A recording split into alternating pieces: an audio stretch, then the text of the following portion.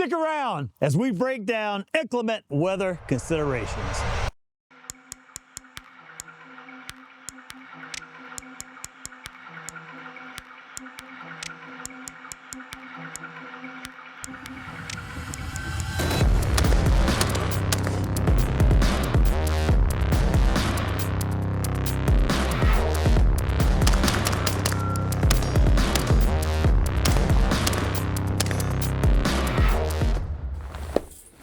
Big welcome back to my entire USOW family, wherever in the world you may be.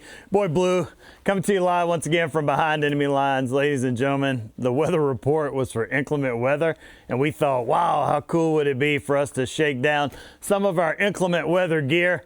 It never rains in Southern California, so there you go.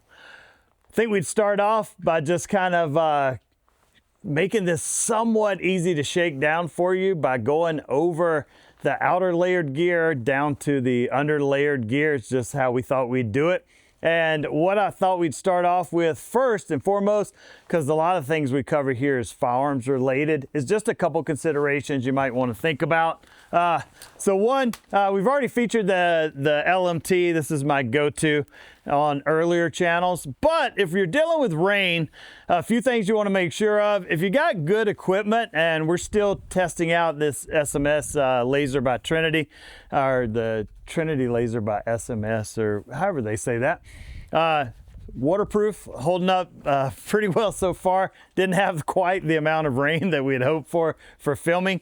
Surefire lights, you're not going to have any issue with those. And then EOTechs are tried and true. And very interestingly, one thing I did want to cover though is you might want to make sure on your kit that if you're dealing with optics, that you have some kind of little cloth.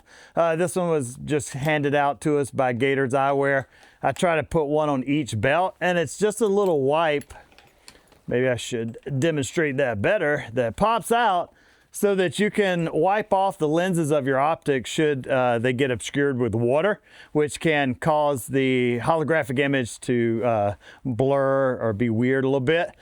One other thing I noticed is when shooting in the rain, inclement weather, if you have a magnifier behind your EOTech, a lot of times you're stacking 1, 2, 3, 4 panes of glass in between you and your target, and it is prone to a lot of water collecting in there, so it could create an issue for you.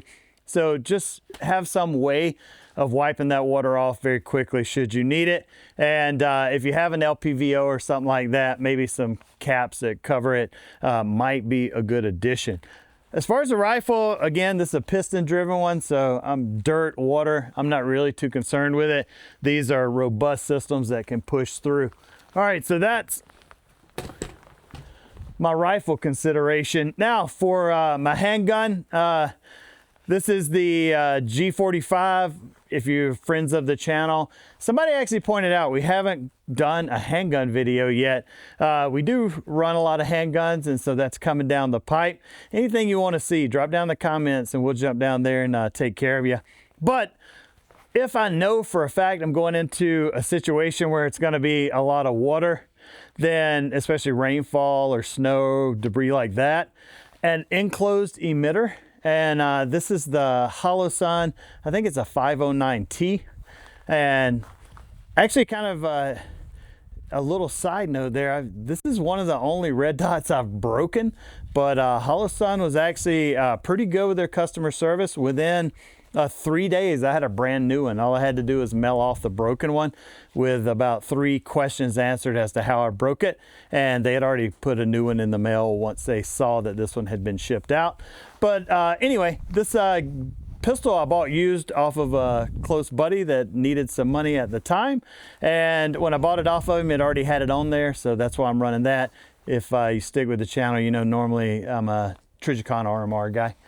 This is an enclosed emitter though, so if the pistol's in your holster, you're not going to have a lot of water collect inside of that red dot optic, as the old RMRs or SROs have that open, and it just kind of becomes like a little cup where you have to dump the water before you shoot. I use this one in a lot of rainy training days, never had any issue. Again, Surefire X300, never had an issue with that. Glock 9mm, just runs like a Toyota truck. Very reliable. Now, as far as your kit on your helmet, as long as you're buying military grade or higher equipment, then everything should be rated to be waterproof or water resistant to certain depths. So if you're sticking with quality gear, you're not going to have an issue with that. Now, a few things with the belt. You've seen this on the channel before, wear it quite often. However, you might not have noticed, so this little ring cap here is a replacement piece. I believe it was from OT Defense, Oregon Trail Defense. I'll notate differently in the comments if it is different. But this allows water that collects in your holster to drain, where when it comes from safari land, this is a full piece. And that's just one of the things I noticed, that debris and water would kind of accumulate in there. Also, for our dump pouches, we like to run mesh. And in case you get sand coming over the beach type stuff, or water, it just won't collect in there. It drains off, dries out fairly quickly, and you're back up and running. Again, like everything else, as long as you're running quality gear, that's about the only considerations that you will have to worry about. It'll should stand up more than significantly to just water falling. Now, one of the other kit considerations that you might want to think about is if you know you're going into inclement weather, you might want to consider a two-part system instead of just the standard plate carrier. This is the Cry Low-Vis MBAV, I think it is. So you can wear this underneath your outer layer or your rain layer and actually adjust your chest rig fairly quickly to fit over top of it. Or if you're doing recce type work, you can just put this in your pack and just use the chest rig. Totally up to you. Again, quality stuff you don't really have to worry about. If you're running plates, we have composite plates from West Coast Armor. Big shout out to Christian for providing those to us. They're sealed up so that you don't have to worry about water diminishing the capabilities of stopping rounds. However, if you've got some of the older sappy plates, stuff like that, the ceramics, you might want to make sure that the coating over those hasn't become compromised, so that it could make your plates not capable of performing to the NIJ standards they're supposed to. All right, that's about it for that. Now what we're going to cover is just what the way that we kind of layer up. Not that we're any kind of super mountain survival ninjas or something, anything like that. Been through several survival schools during military service, and even now at our private training, we actually have SEER instructors come out. We do some long-term classes where guys actually camp out and do the whole nine. But we are out in the elements constantly, most often with a training day, where you're just going to be out in it and it pays to be comfortable. And if you happen to still work, like several of our members do, then going down range at times, this just translates to testing it out during training, and having it perform for you downrange is always highly recommended. Now, first thing we'll cover is just some headgear options. My favorite is the beanie. This one was actually a gift from Rip, and it just fits me really well, and I like it. So I just always keep that stuffed in one of my pockets. The other is these little neck gaiters and face coverings. You'd be surprised, they're relatively thin, but I've used them when I take the kids snowboarding and things like that, and they actually do a pretty decent job of holding some heat in if you find yourself in that situation. Another thing I keep in my bag is if you've ever been out training, and we teach all different kind of courses, make sure you jump over to USOverwatch.com if you're looking to take any of that training and you are located close enough to us to participate. But whenever we're teaching like long distance courses, or when I was serving as a sniper or whatever, if you have rain just constantly falling down your face, boonie covers are pretty handy to keep that rain off of you. However, they become saturated at some point and can just make you miserable. This is actually from Hurley. It's like a surf sun cap, but it's water repellent and dries really, really quickly should it get wet.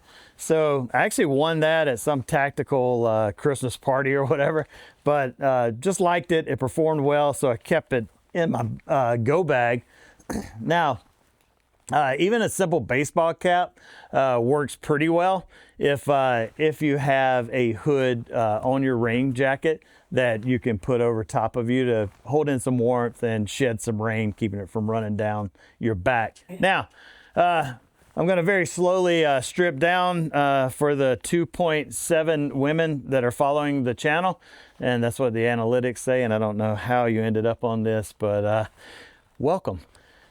These little gloves I have here, somebody in the audience over there jokingly said they look like they were from World War II. You're not too far off. Mountain Warfare Training Center, went through a winter survival school, and I bought these wool gloves. I like them because they actually kept your hands fairly warm, but allowed dexterity to, you know, do different things. And when you put these inside the big Mickey Mouse gloves, you were good to go. And yeah, this is early 90s and they still are holding up really well. The good thing about wool is it holds in heat. Even if it's wet, it does dry a little bit slower, but it's pretty tough and it can be mended. So I've have another article I'll show you here in a moment where I've actually had it mended up and you can't even tell there was ever an issue. So my top layer is an Arc'teryx jacket. That's kind of the forbidden fruit of the of the tactical realm. Kind of expensive. However, sometimes you do get what you pay for. I'm not saying you have to spend an exorbitant amount, but use all your capabilities to get the best that you can. Definitely don't go broke, but if it is your job and you're out here on the daily, then it might be something worth investing in. We have a little saying around here. It's called buy once, cry once. Just buy quality one time and you don't have to buy 30. With that, also you can make friends with the supply sergeant and see what they can do for you. Okay, so very important with this one is that what I like is it does have panels on your sleeves where you can put notepads, chem lights, whatever you need. You wouldn't have to don and doff your body armor to get into those. Also, these side pockets here are made so that you can reach in from the sides of your body armor to retrieve things should you need it. Pockets aren't lined. This is pretty much just a shell. So that's not going to keep you warm by putting your hands in there. You're definitely going to need some gloves. The hood is stowable in the collar, which I find very, very helpful. Is if you have that hood that doesn't stow in a collar and you're wearing a helmet or you just choose to go with a waterproof beanie, as you were, a waterproof boonie, then that becomes just like a water reserve where all the water just runs into your hood and you end up having to dump it out at some point. And if you can stow it, then that's definitely what I recommend. Also with the Arc'teryx Leaf, or I think they've changed the name now to Arc'teryx Pro, the hoods are actually cut for a tactical fit so that if you are wearing your lid out there, then you're able to cover it with that hood and maintain a little bit of heat retention within your helmet and prevent rain from just soaking you through and through. Now underneath the Arc'teryx is another one. So this is just a puffer vest. I like these because it provides me with just enough core warmth to stay comfortable all day without getting too overheated. And another thing I did forget to mention is the outer shells all have ventilated armpits, which you have to have. So if the jacket you're thinking about buying doesn't have that, I would say pay a little more to find a jacket that does, especially with the rain gear, because it really does hold in a lot of that heat and you'll overheat quickly. Now, this is fairly simple. It's just a puffer vest. So as we keep going, Big shout out to White Monster, making me speak fast enough that you don't have to watch this in 1.2 times the speed for it to make sense. The puffer vest, very simple. It's literally just an insulating layer that won't cause you to overheat. Now, a lot of this is for inclement weather, so if you're going into the freaking tundra or something like that, you would need to do a little bit more substantial wear. However, this is taking care of me in most incidences I find myself in my environment. Below that is Born Primitive. They have given us these during a photo shoot for Gators Eyewear. You should be familiar. They're a huge fan, a huge supporter of the channel, and we're a huge fan of theirs. This is just kind of one of those waffled type insulation layers. You can put your thumbs through it so it can cover your hand when you put them into the gloves. It also has a really nice hood that comes up, gives you another insulating layer, and prevents you from, you know, having sunburn or any issues like that. And really cool, it actually has a slip over face covering as well. And I'm not gonna put you through all that trauma of me trying to put that on and take it off without ripping off my mics and all that. However, big shout out to Born Primitive. Appreciate that. Now, underneath that, I just have a mesh layer, and these are just workout shirts, right? So you can get them from wherever. This particular one came from Lululemon, and I can hear the comments laughing loudly. However, they do offer a veterans discount, so if you want to cruise by there and check out some of their stuff. Woven into these shirts is silver to prevent the buildup of bacteria, bad odor. If you've ever worn synthetics out in the field for an extended period of time, you know they can start to stink. Now, I'm gonna slowly throw all this back on so that I don't freeze. But anyway, this has been what I've kind of built up to as far as the top layers. Now for the pants, if it's inclement weather, the Fall Raven pants, and we'll put links to those down in the bottom as well, are really, really robust. They're really tough, comfortable, and were made for more like mountaineering, but now I think you see a lot of special operations guys adopting them because they can fill the role of standing up to the rough life that you may be required to do. And simultaneously, they are, I guess you could say, refurbishable in the field, if that's the right terminology.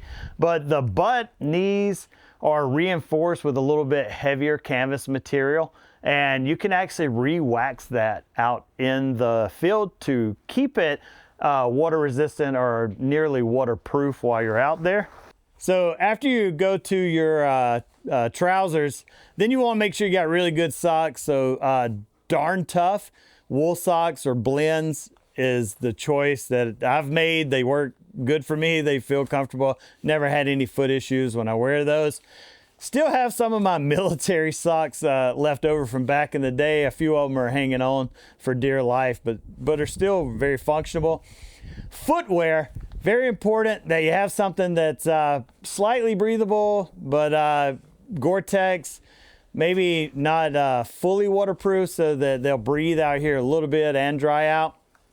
But like I said, if you're going into the tundra or snow or something of that nature, you might need something more substantial. But for us, one of my favorite pair is the Loas. And I think the ones I'm wearing now are the Renegade GTX4 or something like that. I can notate it down in the comments. For me, I've got a wider foot, and the little foot box, toe box, whatever you call it, is very comfortable. And every boot, though, fits a little bit differently, so we highly recommend you trying them on. Walk around the store as much as you can. I know some of the companies like REI, if you purchase the boot, wear it around in your house and you don't really, you know, trash it too hard, then you can return it, or I could be wrong. REI may let you wear it out and return it if I'm now remembering correctly.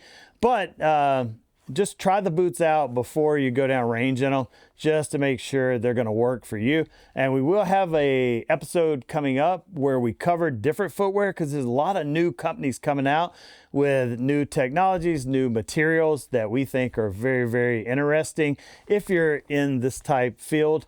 So we'll be presenting that episode upcoming very soon. We're actually testing all those boots out now. But if I know it's going to be a really bad day and I'm going to be on my feet all day, hiking around or on the range all day, then the Loa Renegades Gore-Tex are the boot of choice for myself. And with that, we're going to jump into one other thing. A lot of this gear is quite expensive. Don't judge me. Cocaine and strippers is a more expensive habit, so I ain't doing so bad. The other thing, though, is a lot of the older gear that I used is very substantial. To this day, it's still held up. I still use it on occasion. If you follow us on our other social platforms, you'll probably see I still wear a lot of this gear just for nostalgia's sake, and that it still works. So we already covered the wool fingerless gloves from Mountain Warfare Training Center that are still going. Now, this is a pair of Hatch gloves. These are neoprene. I've had these so long that the palm section and the index fingers are almost worn through. The interesting thing about these is the lining on the front is very tactile. You can feel your way. And the neoprene, even wet, holds in a fair amount of heat. So I've used these. These are by Hatch. I'm not sure if Hatch still makes them. Just like myself, everything is old. But they've held up surprisingly well for not very expensive gloves. You can find your watch cap or your wool beanies. This is a military issued one. I still have mine, still running strong. And you can get them fairly inexpensively. I know everyone says cotton kills, but when I went through the winter survival school, that's probably like the longest exposure I've been to just out in the snow, living in a snow cave and stuff. So this is kind of what I wore, and I did survive it. So take that for what it's worth. Everything I have here, with the exception of the over gloves and the Mickey Mouse boots, which I just don't have those because don't really need them. I'm not out in the snow at extended periods that much, especially not where I'm located at now. Wore a cotton skivvy shirt. That seemed to work out fine. One of my favorite pieces of gear is the old wool commando sweater. And this one's had so many holes poked through it, but they still stitch it up and you almost can't tell where they mended it at. So just, if you get one, you'll probably have it for life as long as you take care of it. So that was over top of the skivvy shirt. That was my second layer. And then this is an old liner from the field jacket. Now, these are amazing. You do have ventilation through your armpit so that you don't overheat. This buttons into a field jacket, the old M65. And that was back in the old days where you wear poncho and stuff like that. Technology's advanced, things have gotten better. Still carry a poncho though, invaluable tool. That liner was worn underneath the Gore-Tex field jacket. And this one is a little bit heavier, a little bit tougher than even the Arc'teryx one. So it does provide a little more warmth. And believe it or not, I'll try to insert a picture somewhere in this talk if I can, or if Nikki can. This little setup here, literally in the snow-covered mountains, I remember we were able to get a fire built. And as the fire burned, it went layer through layer of ice and snow, ice and snow. I don't think it ever hit the ground. And I survived for a week without frostbite or dying of hypothermia just with that layered system right there. And with trousers and, again, the over gloves and boots. Now, one thing that did come into being a little bit later that I picked up was North Face created these jackets. If you're of my age, you'll know that this was the cool trend back in the day. But what's really neat, if you look at it, it's very reminiscent of some of what SOCOM came out with later for their guys to be issued. And this now mated up with this is something I still use to this day. I still use my commando sweater. So you don't have to go out and buy the latest, greatest, coolest or whatnot. Sometimes stuff that's already around that can be purchased through different little surplus stores, mom and pop shops are still capable of performing the job that you need it to do during inclement weather and still make you effective. All of this just to go to say, when you're out there, you gotta take care of your body so that your body can complete the mission, or even if the mission is just to stay alive. All right, guys, so that pretty much covers it. Maybe you want something more in depth on the individual layers. Spirited Systems has probably one of the best videos out where they break down each and every little section of this. Way more in depth, way more scientific than my redneck self can do it. If you enjoyed the content and you have some story of surviving some really crappy situation where your clothing or supporting equipment saved you, drop it down in the comments. If you're enjoying this type entertainment, then we kindly ask you to subscribe, like, do all the things. We always leave you with a golden nugget of wisdom. And the golden nugget of wisdom we want to leave you with today is to make sure you take care of your body, because your body is going to make sure that you can complete the mission. And even if that mission is just surviving for your kids, family, friends, what have you. And with all of that, this is Blue on behalf of the USOW crew, and we are out.